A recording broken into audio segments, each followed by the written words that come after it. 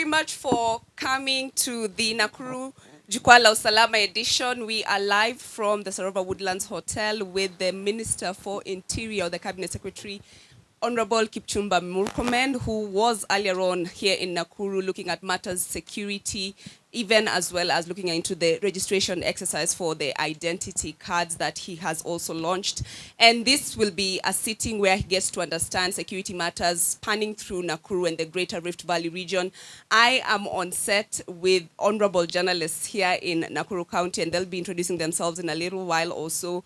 But yes, we just want to say thank you so much for making time for this. It's quite a fast for sitting cabinet secretary to really open themselves up to journalists and ask questions. Security is a core aspect of our national government, and we honor you and thank you for being here. So before we move further, I would like you to know your interviewees, and so we can start with a round of introduction, guys, and then the CS will also have his opening remarks. So thank you so much, and you could kick us off. Karibu sana Bwana Waziri. Naitwa Enaeli Mlinga, nafanya MBC Radio hapa Nakuru. Enaeli Mlinga. Yes, MBC Radio. Good afternoon or good evening. My name is Mombi Wambogo.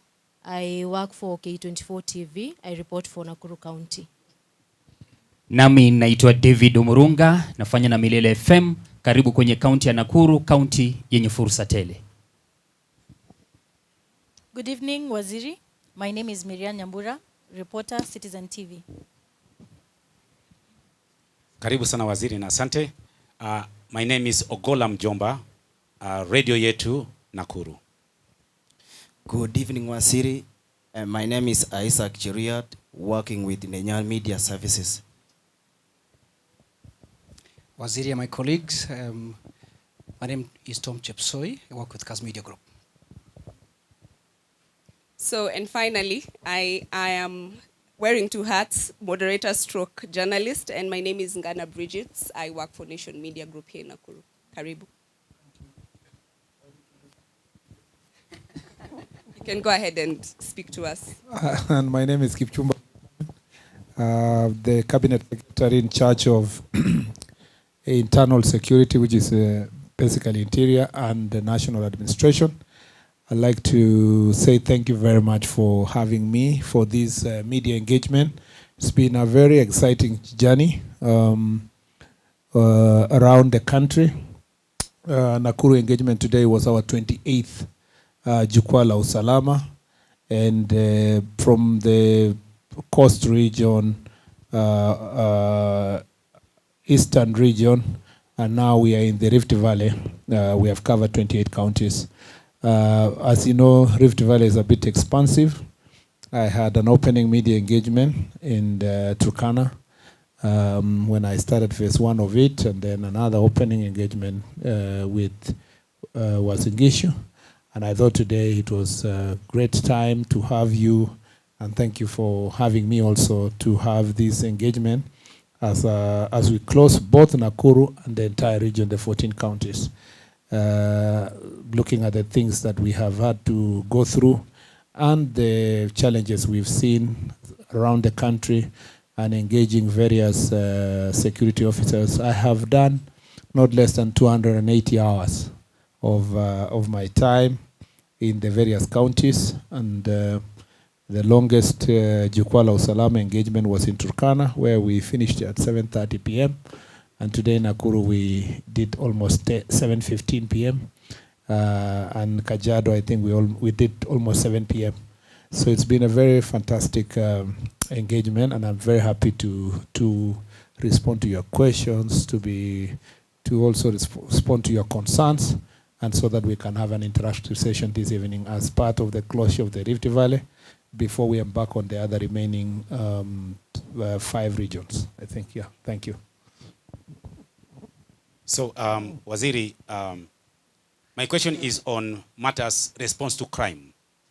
Nakuru community, and especially the town and its immediate environs, are much concerned about the marauding gangs. And you have heard we have so many attacks on gangs, and some of them even armed. What is your ministry's response? Because the public have cried this over and over again. We have them arrested, then others are released, others are still, the case is going on. But the increase of these gangs is an issue of concern to most of the community. What is your response to the marauding gangs? Basically, let me say that we have a problem of gangs in various parts of the country. When I started from Coast Province, the challenge was to deal with Panga Boys and Tima Shamba. And those are people who, Panga Boys, you know, attacking people, and then Tima Shamba is invading people's land. And we sat down with the coast security team and we devised strategies of further operation. We still get this challenge on and off because you need to understand that in the Tima Shamba, and particularly the one for Panga Boys, it is fueled by lack of young people going to school, cultural beliefs, and of course now resorting to crime, and sometimes irresponsibility within the society. Nobody follows up where these kids are, why they're not in school, and so forth. That is a challenge that is still being faced in Coast region. Now, when you come to the Rift Valley, the county that has the highest number of gangs, it's not even county, the town that has the highest number of gangs is Nakuru City. The rest of the Nakuru doesn't have gangs per se, if you want to put it that way.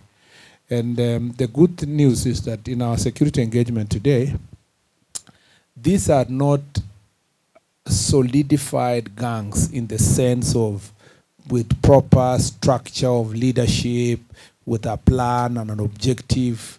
These are actually petty criminals that are grouped themselves for personal security and so forth, and sometimes solidified by being misused by politicians. So they zone themselves based on areas and regions and how they know each other, and then they are available for assignment. So once in a while they're hired by different politicians to do some political assignment, but it is not such a solid team the way you can say, like we used to have Mungiki, that they have a full leadership, or or Gaza in Nairobi, where we still have also some challenges, and we will address them when we go there, and we keep addressing them. So today we have agreed that to solve this problem, it's multifaceted. Part of the reason why they still you have that high level of crime, it's fueled by drugs and adulterated ethanol and all kinds of other alcohol, and availability of the illicit brews and alcohol. So to go to the root cause of this problem, we need to deal with the proliferation of drugs. And Nakuru is among the top 3 counties in terms of transit for drugs and alcohol. And so what we have decided is that in a multi-agency, the security team in the county will sit together in a multi-agency form and carry out thorough security operations. We also know that the manufacturing, not all the manufacturing is from Nakuru itself. For some of these illicit brews and alcohol, some of it is coming from neighboring countries and transited through, because it has become a big transit town because of the multi-ethnic, multicultural, international nature of this Nakuru city. So we will deal with that part of it, so that as much as possible we see how many of these young people are going to be rehabilitated. Some of them are just stealing to buy bangi or buy alcohol because they have become dependent on it. But why is all this problem there for the youth? It's because of the challenge of unemployment. And so we ask ourselves, what is the long-term response to the problem of gangs anywhere in the country? Is to engage young people in meaningful employment, to support them in their trade, to ensure that they are able to do their businesses. And so there is need for county government to have better organized trading areas where young people can have an opportunity to do business.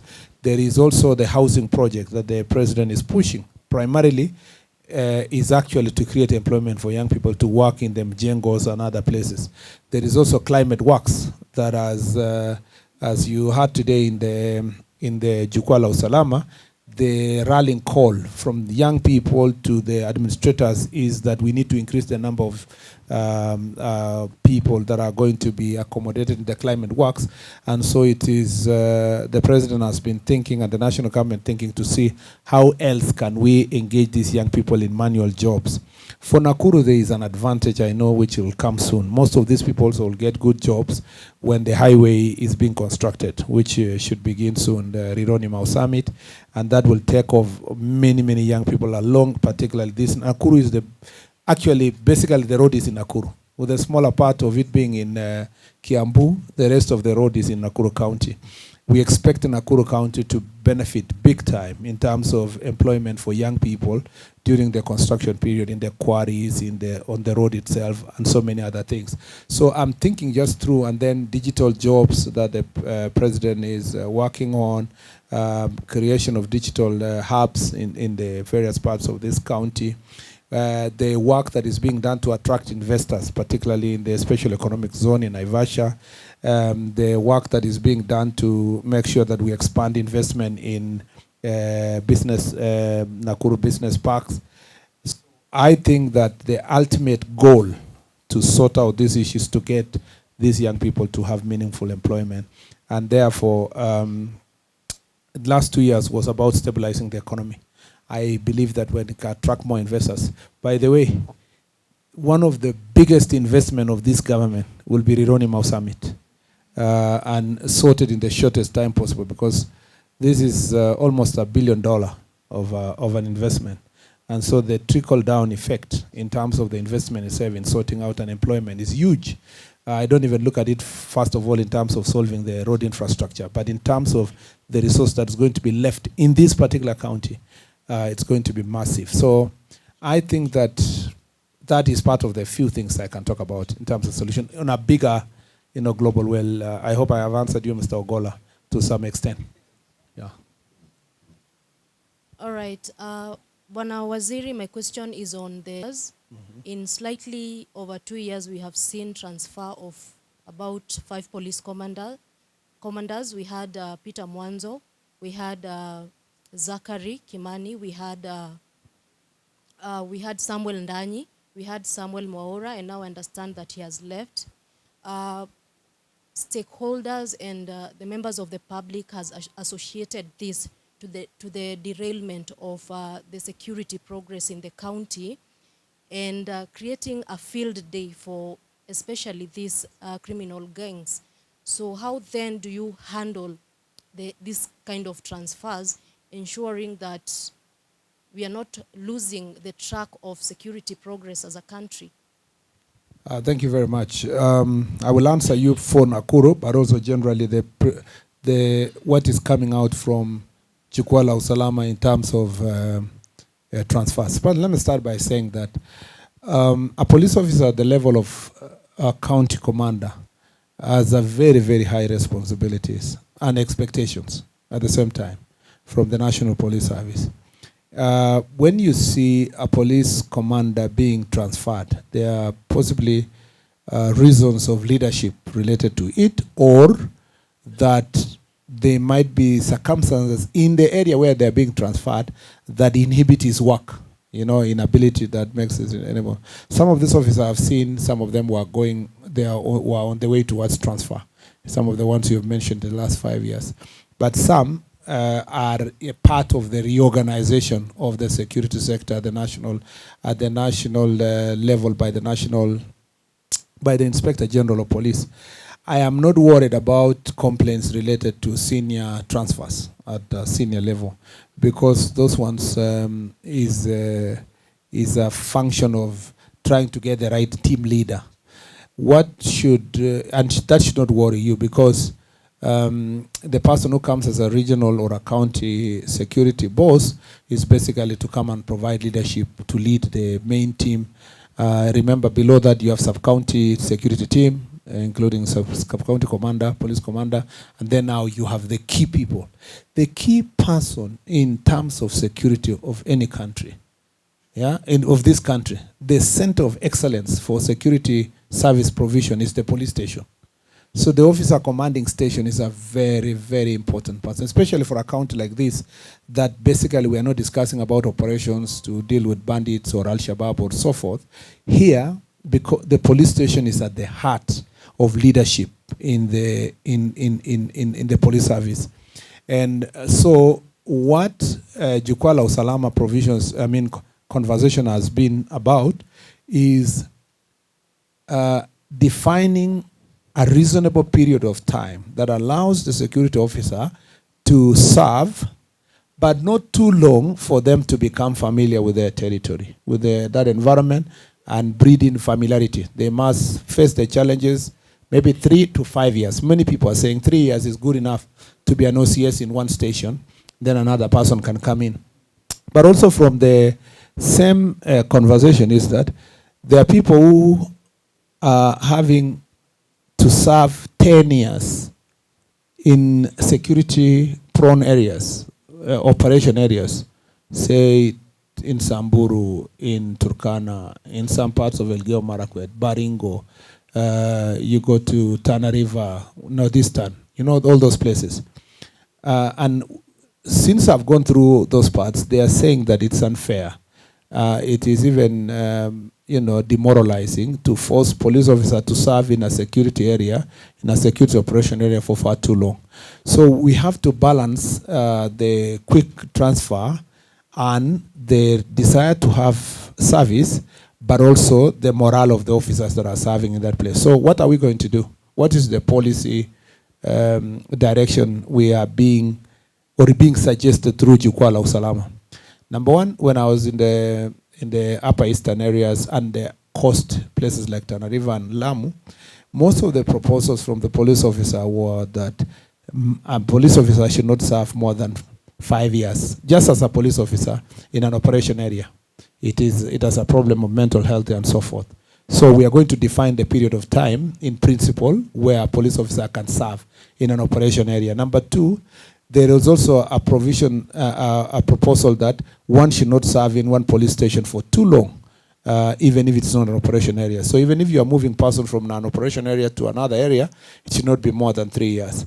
You saw today here in Nakuru, one of the OCSs proposing that there has been this practice of transferring OCSs, but a police constable and corporal and sergeant in the police station has been serving there for 6-7 years. So any person who comes in is sabotaged by the people who have served for the 5 years. So we want to make sure that that rotation is happening, continuously, not to allow stagnation. And then the other issue related to transfer is that some officers are saying that transfers also must consider family responsibilities. So that if I am a young officer and I already established myself with my family in Nakuru, and so I should have the stability, if I know in principle that in 3 years I will move, okay? Then I will plan with that in mind, knowing that my children have to go to the right school. But also if I make a request that my child is in examination year, give me 1 more year, or transfer me in the neighborhood so that I can make sure that they complete their studies.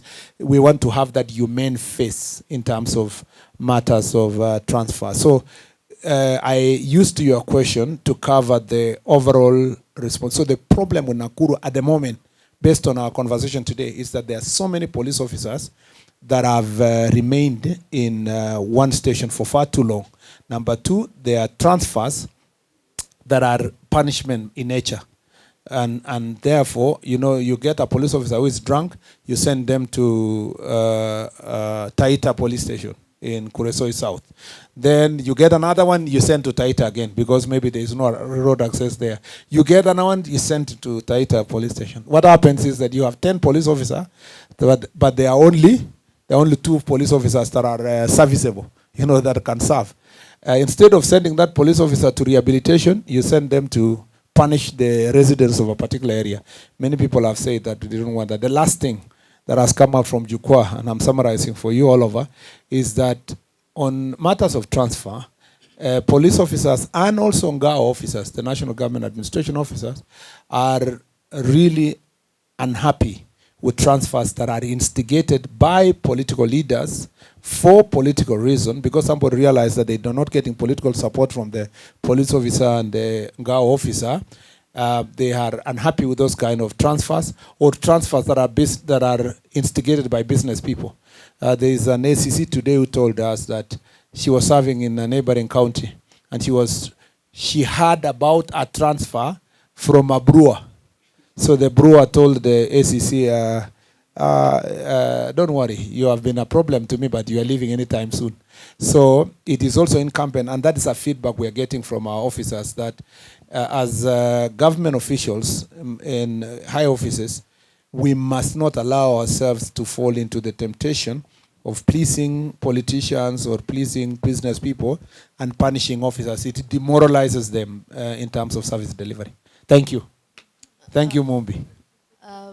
You just mentioned about politically instigated transfer.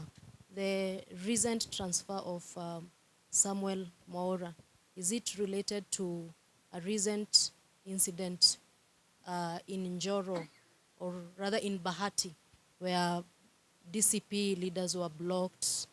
There was some sort of politically chaos. Is it related to the same? I didn't even know that the county commander was transferred in the first place. I am glad I'm learning it from you that it was a recent transfer. And I must say that I don't know now. I don't also remember when they were DCP blocked or something like that, and I don't remember the days. But what I can assure you is that, as I've said earlier, I am not worried about transfers at a certain level. For example, I know a transfer that the IG had to do in a particular county just to protect the officer, because the officer got himself in between. You know, you are from this community, and that community you are in this county where there is a community that is related to you as a county commander, and then the majority of that community in that place is saying you are siding with these ones, they are stealing things from their place. So to protect the officer, it is not a punishment, but to protect them, you move them to another place. So that, because also there is something in law we say, there must not only be bias. Bias must not be there, but even a perception of bias must not be there. So some of those transfers are done, perhaps. You may even find that eventually, since I have not established the facts about what you're asking, it may even have happened for the best interest of the officer. And as I said, at a certain level, you must accept as a police officer or as a county commissioner or a county commander to all move around for the better interest of the country. Where we find, by the way, officers failing to perform their duties, not finding themselves in an awkward position, failing, we do not transfer them. Yeah, we can't transfer. Maybe recall them to the office and give them lighter duties. Yeah, but if there is theft, corruption, or whatever, of course they will do the disciplinary process as they leave the institution. Okay. Swali langu waziri ni kuhusiana na mizozo ya mashamba hapa Nakuru. Kama wizara mnahusika pakubwa. Kwa mfano kule Narok kuna maafisa wa polisi walihusika na vifo vya watu. Na hadi sasa hatujapata ripoti yote kuhusu hatua iliyochukuliwa. Wewe kama waziri ulienda pale na ukapeana ahadi kwa wananchi. Na je, hizi migogoro ambazo tunashuhudia kama wizara, je, kuna mikakati mmeweka na wizara ya ardhi ili mpunguze mambo kama haya? Asante sana Isaac. Kwanza wacha ijulikane kwamba sisi sio maofisa wa kulinda mambo ya mashamba, na polisi hawana kazi yoyote na mambo ya mashamba. Shida inatokea kwingine ya mambo ya mashamba, alafu polisi wanajipata katikati. Wakati sasa imekuwa ni vita kati ya mwenye shamba na wenye wanataka kuvamia, ama mwenye amevamia na wale wana claim ni shamba yao. Na hiyo ndio shida iko. polisi hawako kwa elections na siasa. Wao ndio wanajipata kwa shida. Wale wenye walipanga maandamano na wanaomba siasa, wanaomba kura, hakuna mtu hata anawaongelelea. Hata wenye walimobilize wakalete wakora kwa lorries, hakuna mtu anaongelelea.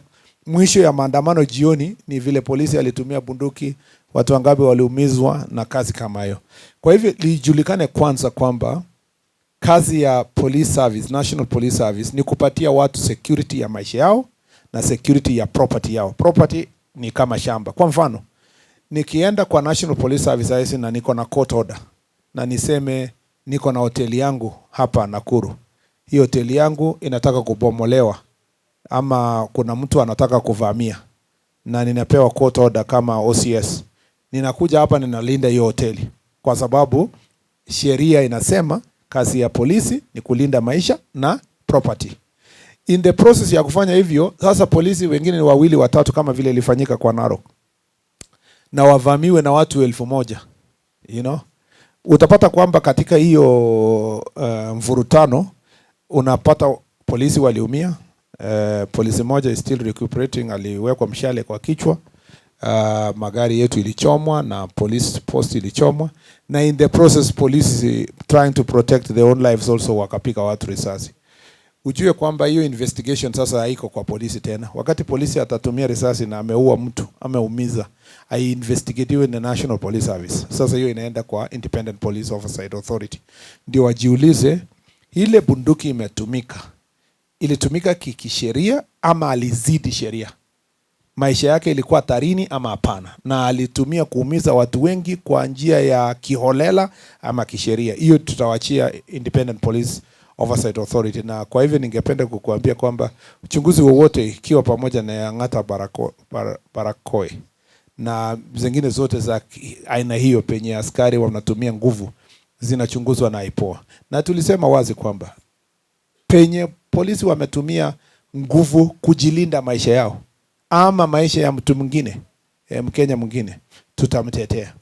Lakini penye polisi ametumia tu nguvu yake kupiga mwananchi risasi kiolela ama nguvu zaidi kuzidi ile hatari yenye alikuwa anakumbana nayo, hatutampatia support yoyote. Na nilipatia direction IG kwamba askari yote mwenye anavamiwa ama vumaniwa na anataka kuumizwa na alikuwa anajikinga, lazima tumpatie also legal support wakati anapitia maswali kama haya. Kwa hivyo ningependa kukuambia kwamba tunaomba kila mmoja mwenye ako na madai yoyote yanayohusikana na mambo ya mashamba ama property yoyote ile, upeleke kupitia njia ya kisheria. Kama ni court order, fuata kotini. Kama ni mambo ya kusuluhisha kama jamii, ita baraza, mketi chini mzungumze kama jamii. Ile uhazama na uadui kati ya wananchi na polisi haisaidii kitu. Na saswa wale ambao wanakuwa incited, wale ambao wanakuwa wanachochewa kwa machochezi ya kisiasa. Kwa mfano, kaunti hii leo katika jukwaa la usalama tumezingatia mambo ya mashamba. Kuna mashamba huko Njoro, kuna ile ya Oljorai, kuna kesi zingine huko Rongai pale, kuna ingine ya maskwota huko Subukia. Hizo zote zingine ziko kotini, zingine bado hazijasuluhishwa kama ya Oljorai. Serikali rais alitoa mwelekeo kupitia lands kwamba tutafute njia ya kufidia wale ambao walikuwa na claim hiyo shamba ndio isilete uhazama. Kwa hivyo hiyo njia ya kusuluhisha kwa njia bora ni maana sana. Lakini sisi kama National Police Service na security sector tunajiprepare kwa deployment, kwa preparing our officers, our ngao officers, county commissioner na timu yake wanaita mabaraza kuhamasisha watu kwamba twende polepole. Na pia nimewaambia leo county security team, wale ambao wanavamia mashamba ya watu na nia ya kuiba mashamba, hata wale wanataka kutumia mambo ya mashamba kulete tofauti za kijamii, fikishwe kotini mapema, na wale wenye wanaleta uchochezi washikwe mapema, ili kwamba wanaposema usipozipa ufa utajenga ukuta. So lazima tufanye hivyo mapema kabla ya uchaguzi. Asante sana Bwana Waziri kwa kuendelea kutuelimisha mengi kuhusiana na Wizara ya Usalama ambayo ni muhimu sana katika taifa letu. Na mimi langu kwanza, kabla sijauliza swali langu, ningependa utupe ufafanuzi zaidi kidogo. Katika swali la kwanza ambalo ulitujibu, imebainika kwamba magenge haya haramu, kile kinachochochea pia ni hizi dawa za kulevya na pombe haramu.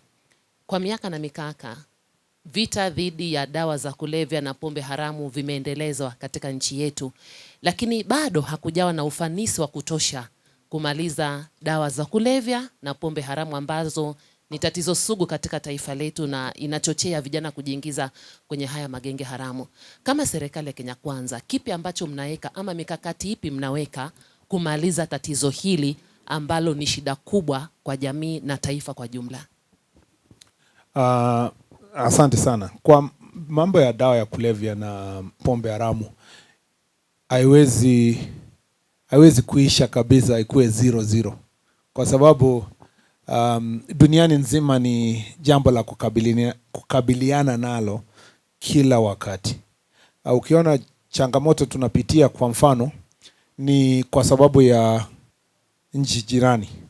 Unajua kwamba njia moja yenye madawa mengi yanaletwa yanapitia sehemu ya Ethiopia, kule Somalia na kule sehemu zingine pale South Sudan na sehemu zingine. Kwa hivyo hadi wakati ambapo tutakuwa na uwezo ya kukinga mipaka yetu yote, tuko na very porous border, ndio nakuja na bunduki, nakuja na risasi, nakuja na madawa ya kulevya.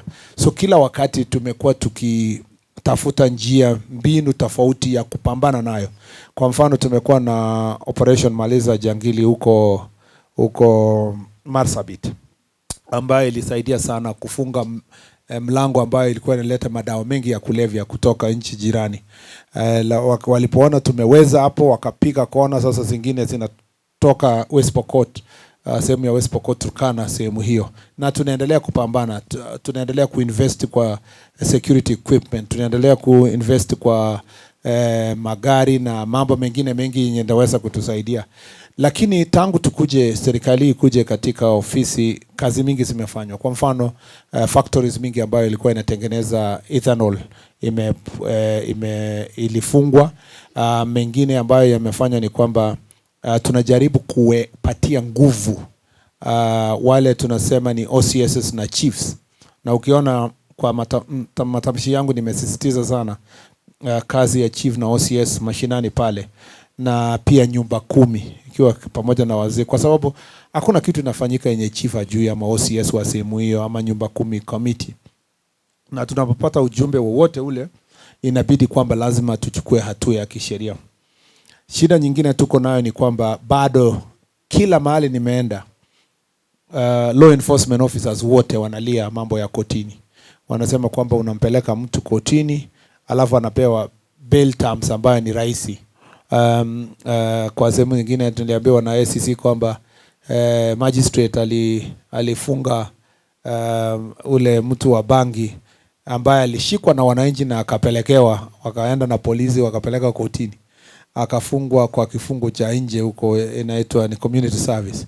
Na alipotolewa kotini akatumwa kuja kukata nyazi kwa ile compound ya assistant county commissioner. Sasa wananchi wakipita hapo wanaona ule jamaa wa bangi, kumbe assistant commissioner amemwandika kazi kumkatia nyazi kwake. Tulifikiria atalala huko kwa jela. Kwa hivyo tuko na hiyo shida ya also fines kani kotini natoa na bail terms ambayo wanapewa. Sasa zingine unasikia machiefs wanasema kwamba pambana mpaka hata umepigwa, umeng'ang'ana, umechukua pombe, umepeleka kotini, ule mtu anaachiliwa kabla hujafika kwako, yeye ashafika bana. Yaani unashindwa, yule mtu nilimwacha nyuma, kwa nini ako mbele huku tena? Kumbe aliachiliwa haraka.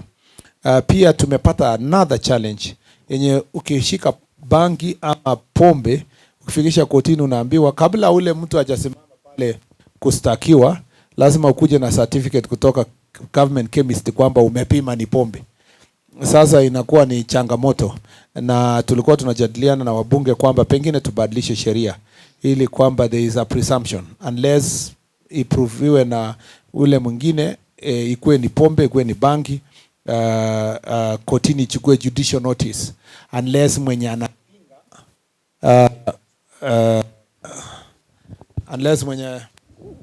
unless ile mtu yoyote mwenye anapinga akuwe tayari amebadilisha battery. Unless mwenye anapinga anajua kwamba hiyo sio bangi, yeye aende akuja na certificate yenye imeandikwa kwamba hii sio bangi. Kwa hivyo isikuwe ni kazi ya chief kwenda kutafuta certificate ya kusema hii ni bangi. Ikuwe mwenye alipatikana nayo wakati wa kujitetea aseme haikuwa bangi, na hii ndio kipimo ya kuonyesha kwamba haikuwa bangi, because there are things that the court must take judicial notice: alcohol, bangi, na also adulterated ethanol, among other things.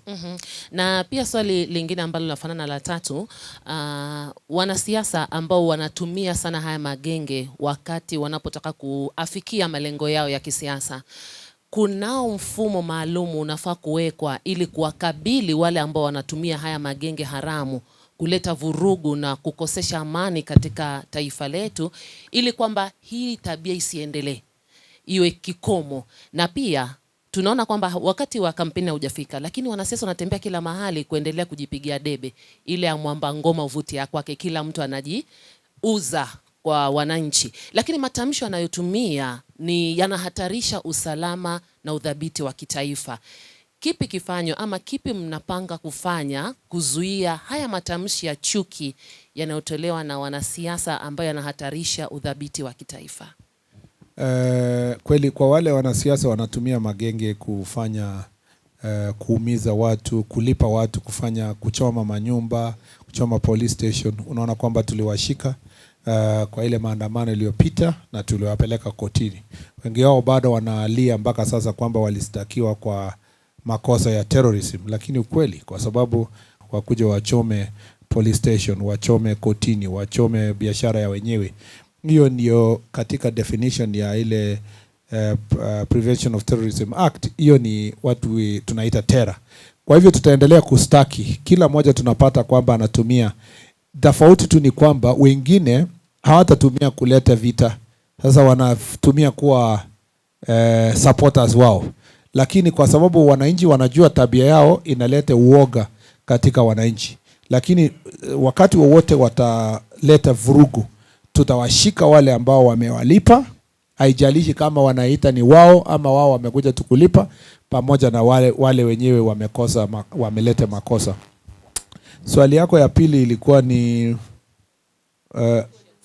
matamshi ya uchochezi. Nimesema kwamba tutastaki kila mmoja, haijalishi position yako ama wewe ni nani. Kama unachochea wananchi aswa uchochezi wa kikabila, mambo ya kujaribu kupiganisha wananchi, hatua bora ni kwamba DCI, idara ya DCI lazima ifanye investigations, na tunaamini ya kwamba DPP atakubali na mtu astakiwe. Hiyo ndio njia moja ya kuweza kukabiliana na mambo haya, kwa sababu we are a law abiding country. Hatutasema tutamshika na kumpiga ama kufanyia nini, ni lazima tutashika na kupeleka katika kotini. Yeah. Okay, thank you, Waziri. The next question is still on matters crime. 3 months ago, we saw a very worrying trend in Nakuru relating to robbery, where criminals were out daring, using guns. What are some of the measures that can be put in place to ensure that this does not happen? Because those families, more than 7 families, are still grieving up to date. It's been 3 months. Yes, we saw arrests being made and they were prosecuted. The criminals were prosecuted. But how else can the ministry ensure that such guns are not used when it comes to crime? Yeah, thank you very much. It's very sad that, it was actually one gun that was used to commit a number of robberies within Nakuru. And so it's unfortunate that it slipped through the security channels when Nakuru had enjoyed peace for a very long time. But I'm glad that when the Inspector General of Police realized that it was running out of he made the necessary interventions so that that issue can be sorted. The security agencies here are on high alert to ensure that there are no other smuggled guns to this part. You know, there is one thing that many people don't know. For every day like today, you've not had a robbery in Nakuru, is because security have stopped from happening. The only time you realize there was a problem is when it has happened. But nobody, because not every time that the police will tell you today, we averted this one, we averted that, intelligence assured this and that, people are arrested. There are many things that are happening behind the scenes that ensure that, you know, there are no problems in our country. Yeah. So we need to appreciate also our security officers for every day that we are, you know, peaceful, and when there is no crime. And when an incident like the one that happened, because there was a bit of lapse, it's important that the police officers also took very, very swift measures to neutralize these enemies, arrest some of them, take to court, take away the gun. And unfortunately, one of our police officers had to pay with his life. So, and really, it's regrettable that it happened. And my condolences to the families that are affected, both the civilians and the police officer. And every day we promise that we will continue working very hard to make sure that we keep our country safe. Yeah. Mheshimiwa Waziri, Waswahili wanasema wimbo mbaya haumbembelezei mtoto. Kuna hili jambo ambalo limetupiga mshipa sana, hususan kwenye serikali, na hili jambo ni la uwazi na uwajibikaji. Kwenye taasisi na asasi za kiserikali kumekuwa na jambo la ufisadi. Ufisadi huu imekuwa ndio donda ndugu sana katika maendeleo, katika uwajibikaji na masala kama yale. Jambo hili halikupigi mshipa? Kama vile unajua Bwana Murunga kwamba shida kubwa sana juzi EACC waliweka wizara yetu kwa wizara ambazo ziko juu kwa mambo ya ufisadi, na imekuwa ni changamoto ambayo tumekuwa tukijadiliana. Aswa jukwaa la usalama imekuwa ikizingatia sana kuwaeleza viongozi mashinani, aswa the OCSs na machiefs na assistant chiefs, ya kwamba sisi tumeorodheshwa juu sana kwa mambo ya ufisadi, sababu tunachukua hongo. Na kwa nini wizara imeorodheshwa juu? Ni kwa sababu hii ni wizara ya mashinani. Wale ambao wanatumikia wako mpaka pale mashinani. Na nilikuwa nawaambia kwa mfano mambo ya traffic police sector, ya kwamba imekuwa karibu ni kawaida tu katika sehemu yote ile, kwamba mtu yote ako na gari, pikipiki, akifika tu akikutana na roadblock kama polisi anatoa kitu. Hata polisi haulizi, mwenye anatoa tu anatoa. Ni kama kwamba inatarajiwa. Kwa hivyo ni mambo ambayo tunapambana nayo. Tumekubaliana kwamba polisi yote mwenye atapatikana na hatia asitransferiwe ama kupembelezwa, anaondoka kazini. Hiyo nimeambia chiefs, nimeambia assistant chiefs, kwa sababu hiyo ndio inafanya pombe haramu itembee, bangi itembee. Hiyo inakuwa fuel yenye inasaidia kuharibu society. Na njia moja ya kuhakikisha kwamba tunapambana nayo ni kuhakikisha mwenye atachukuliwa hatua ni ule mwenye ako na jukumu pale mashinani. Tusingoje mpaka ifikie ati bwana mkubwa pale juu. Lazima tupambane nayo. Na ni corruption ya 100 shillings, 200 shillings. Ni TSI kitu 200, miangapi. Na pia ningependa kusisitiza kwamba wale polisi hawajibribe wenyewe, ni sisi civilians ndio tunaenda kubribe. So hakuna vile utasema serikali ni mbaya na wewe ukifika hapo. Kwa mfano, most of us hata wenye tuko hapa tume overspeed. Yeah? Na ungekuwa overspeed na ustupiwe njiani, waambiwe sasa twende kotini hapo Naivasha. Ni wewe mwenyewe tu ndio unasema mkubwa tumalizane. Hata yeye ndio, yani you are leading the police officer into temptation. Wewe ndio unamwambia mkubwa, hii ni kitu ya kumaliza, niko na masishi na kimbia, nisamee, lakini kuna kachaya hapa.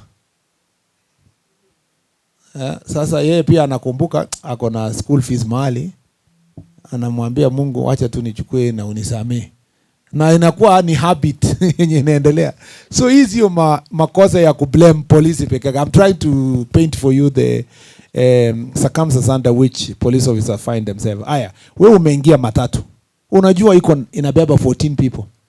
Wewe unamwambia mtu songa nikuwe number 15, mwingine nikuwe number 16, nikuwe number 20, tupendane inakuwa 25. So mkifika kupata police station, police roadblock, of course mtatoa ongo because you know you are already wrong. Mumejaa huko. Wenye wako ndani wote, wenye walikuwa na keti na wakakubalia mwingine kusongea, wako wrong, mwenye aliingia ako wrong, conductor ako wrong, driver ako wrong. So these are the things that are fueling. It has to start with the society saying enough is enough. Kila kitu ifuatwe vile inafaa. Kama vile umeniuliza Bwana Murunga, ngoja nikuulize. Hii maneno haikuumizi roho ya ufisadi kama mwananchi, kwa sababu lazima ikikasirisha wananchi wote itaisha, lakini kwa sababu watu wako na convenience, kwanza middle class wenye wako na pesa, hao ndio wanatafuta convenience. Hao ndio wanaambia polisi asante sana, asante mkubwa, ya fanya hivi acha tupite. So we have to, it has to be, hakuna mtu in fact you will find very few people in Kenya who don't pay bribes sometimes, basically by wanting to do it because they want to cut shortcuts themselves. So it becomes an equal responsibility on both the citizens and the police officers. Asante sana waziri. Umemkosoa ndugu yangu Murunga kwa ukali. Ni Mkristo mtulivu sana. Sidhani kama amesha participate Murunga, ni kijana muungwana sana. Hakuna mtu yoyote mwenye haja Biblia inasema for all have sinned and fallen short of God's glory. So lazima kuna wakati Murunga kidogo alisikia tu akasema bwana mkubwa nakimbia crusade, wewe kunywa chai.